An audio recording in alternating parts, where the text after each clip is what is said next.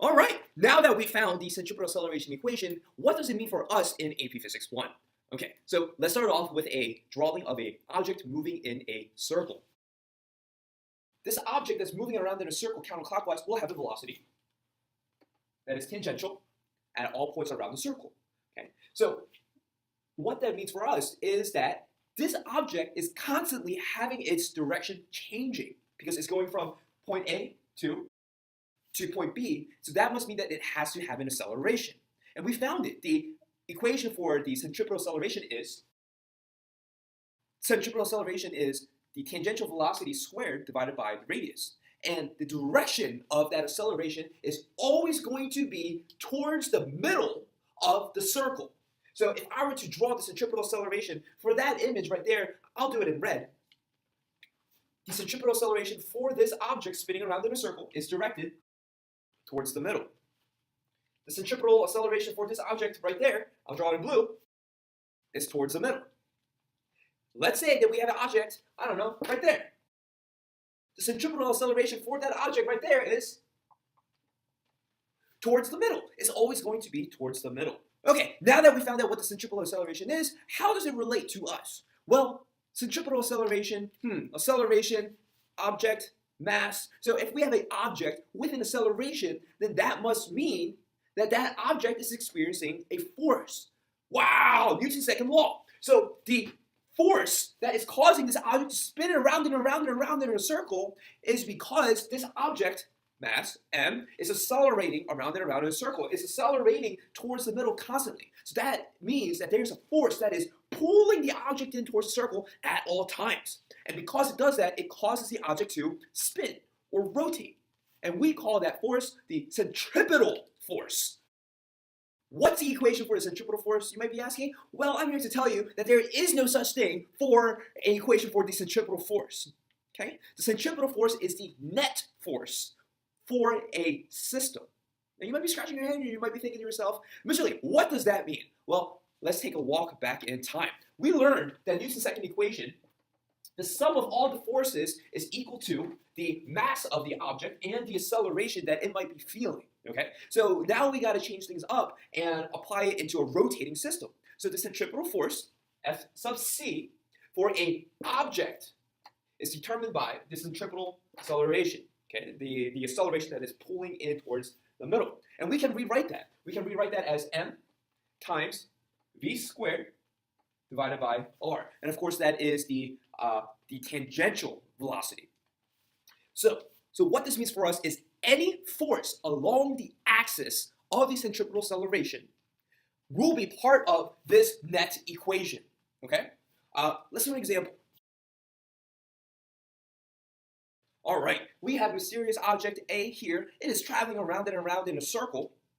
And because it's traveling around and around in a circle, it has a couple of forces acting on it. One of the forces acting on this object that's going around and around in a circle is F1. And we'll say that F1 is pointed to the right. We have another force that's acting on this object, and we'll call that F2. F2 is going down. And we'll just say for the sake of things that there's two more forces, F3 pointing to the left and F4 also pointing to the left. So what that means for us is that there's two independent forces acting on that object as it's moving around this circle. I erase the centripetal velocity because it's not part of the net force diagram. All right, so we have a total of 4 forces. Step 1, identify the axes of the centripetal motion. Centripetal, Latin, means center seeking. Okay, so I'll do that in blue. The axis of the centripetal motion is along that blue dotted line. Now, because it's along this blue dotted line, I want any and all forces along that axis. Okay? So let's write our centripetal force equation. All right, the net force in centripetal force for an object is determined by the velocity squared divided by r. I'm going to go one by one through these forces, and you're going to tell me if that force is along the axis. Is F1 along the axis? Yes, very good. F1 is along the axis, but it's not pointed directly into the center. So we're going to write F1 as negative F1. Is F2 along the centripetal axis? No. Very good. F2 is not along that axis, so we're not going to write it in. What about F3? Yes! Very good. F3 is along the axis and is pointing towards the middle, so we'll write that as positive. What about F4? F4 is also along the centripetal axis and is pointing towards the center, so we're going to write that as positive F4. Wow, very good. So we just found our net force equation.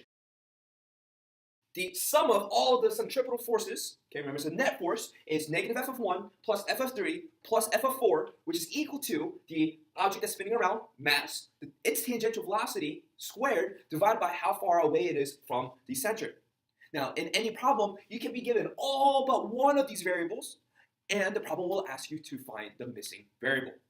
Cool. Let's do another problem.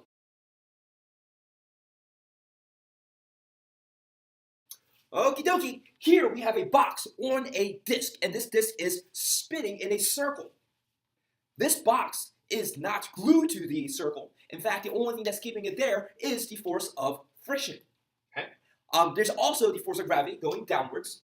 There's a normal force pointing up, and now we have to think to ourselves, what direction is the frictional force? Okay, so this object wants to be flying out. It wants to be shooting out away, right? Because like when you spin around and around and around, like in a car going around the roundabout, okay, if you're turning to the left, you feel your body being shoved to the right. And that's because we feel the reaction force. Remember, think about this. When you touch something, you don't feel your force on that object. You feel that object's force on you. So if this object were spinning around and around and around, and we know that the centripetal force wants to keep it towards the center, okay, it wants to keep it towards the center, but it's going to feel a force shoving it outside of the disk. So what that means for us is that the frictional force is going to prevent that from happening. And that prevention is what we call the frictional force. F of F. All right, now, in order to solve for this, we have to identify the axis of centripetal motion. I'm going to identify the axis of centripetal motion in blue. It's spinning around in a circle, so the axis of centripetal motion is always going to be towards that circle. Like so. Let's write our centripetal force equation. All right, we know that the centripetal force is equal to the mass times the tangential velocity squared divided by the radius. Okay, let's go through each and every single one of these forces and ask ourselves, is this force along the axis of the centripetal motion? Is the normal force along the axis of the centripetal motion? No. Very good. So we're not going to write it in. Is the force of friction along the axis of centripetal motion? Yes. Very good. Now, is the force of friction pointed towards the middle? Yes. Very good. So that must mean that it is positive. Great. Now, what about the force of gravity? Is the force of gravity along the centripetal axis? No. So are we going to write it in? No. Very good. We just found the net centripetal force for this object spinning around in a circle. Now, we can break this down even more because we know what the force of friction equation is. What is it? Force of friction is mu times the normal force. And that right there, ladies and gentlemen, is our centripetal net force equation. Yay! All right, ladies and gentlemen, I hope you learned a thing or two about centripetal motion. We'll get a lot of practice in class, but until then, I'm Mr. Lee, and I'll see you later.